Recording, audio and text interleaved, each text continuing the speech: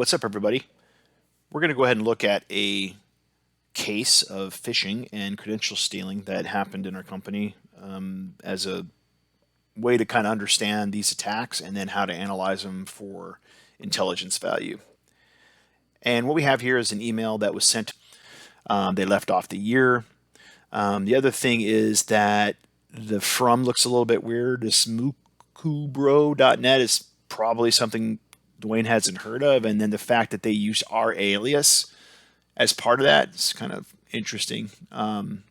Maybe trying to trick us into thinking it's an account or something. But other than that, it looks pretty legit. Doesn't have too many spelling errors or anything like that. So, and take a look at it. So we need to make sure that before we do any kind of analysis that we're not, on our own infrastructure, that we're in a safe environment. So I can see that this is a very interesting file. So when you open up an HTML file, you're expecting to see a lot of HTML tags and JavaScript tags. But here I'm looking at just a bunch of like one JavaScript command and then a bunch of like bytes. So this is a common technique used by attackers to obfuscate their code to make it harder for filters and alerts to pick up. So I want to go ahead and copy this, and I'm going to paste my input here. And at the very end, I think I had a stray around, so I got rid of that. So here's basically the bytecode that I want to try to look at. So one of the first things that you could look at is, well, maybe it's base 64 encoded. So I pop that over here, and I try that. I get junk. So that's not what I wanted. So I'm going to go ahead and get rid of that. And then I'm going to try hex, and then I hit pay dirt, right? Immediately I recognize, oh, this is what looks like what I would expect. It's got some JavaScript headers. There's some HTML tags. So this starts to look like a real website, which is a real web page, so what just happened there? So what the adversaries are doing is they're using the fact that when you open this in your browser is going to see JavaScript and say, oh, I know JavaScript. I can handle that. And then it's going to say document.write. So this is JavaScript for basically creating a new web page. So it takes whatever's to the right of document write, it shoves it into the browser's rendering machine, and it just makes a, going back to here, yes. So this is kind of the starting point for our analysis. You can see it's got a couple images. These are images, so they're images stored as bytes. And then down here at the bottom, you start to see some pretty interesting stuff. So right away, I can see that this is some script that's going to download some JavaScript helpers. And then I get what looks like poorly written Java code with some foreign interesting variable names. So Dahaken, I don't recognize that word. And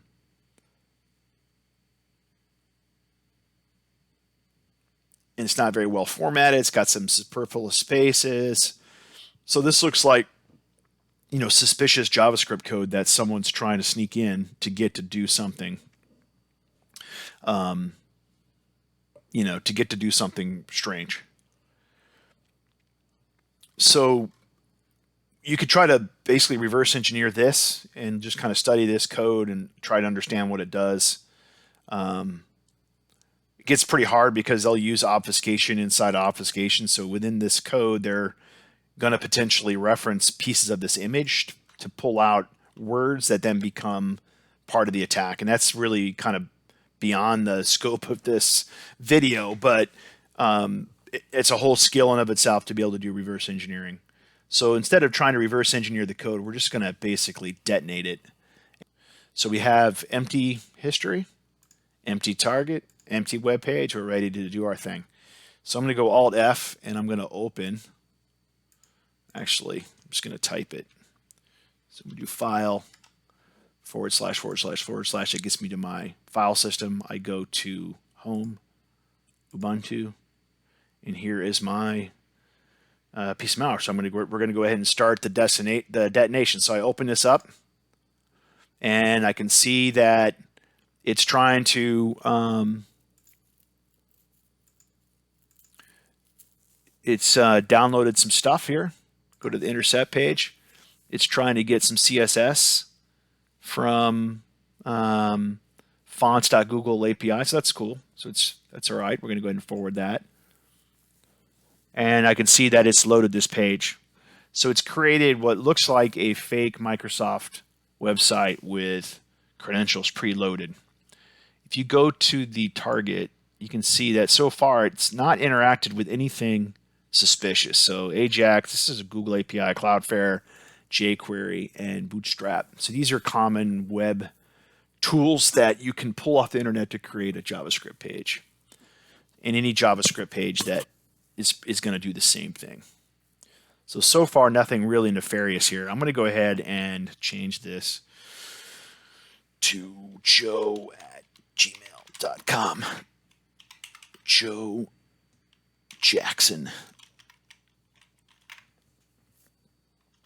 All right. And then I'm going to hit next. So now it's going to ask me for a password. It hasn't done anything yet. So there's been no interception required. So I'm going to put a password of password 1234. I'm going to hit sign in. And now you'll notice that I've got an intercept request.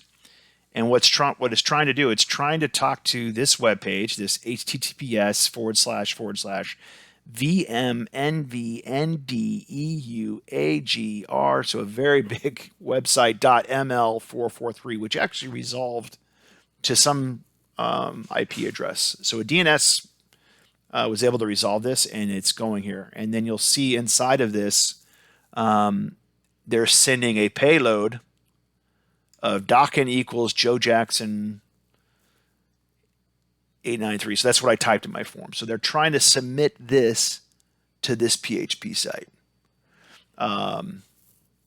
So at this point, you can forward it and actually let that thing fly, or I can hit drop and off ramp it. So I'm going to let it go because I'm not really revealing anything here. So I'm going to hit forward.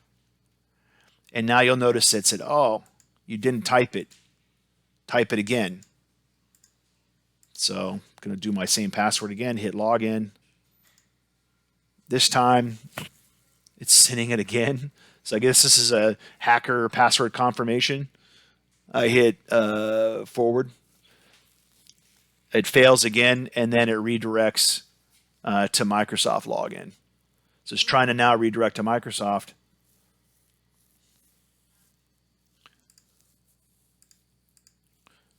So at this point, you're thinking, maybe I need to go to Microsoft and log in again.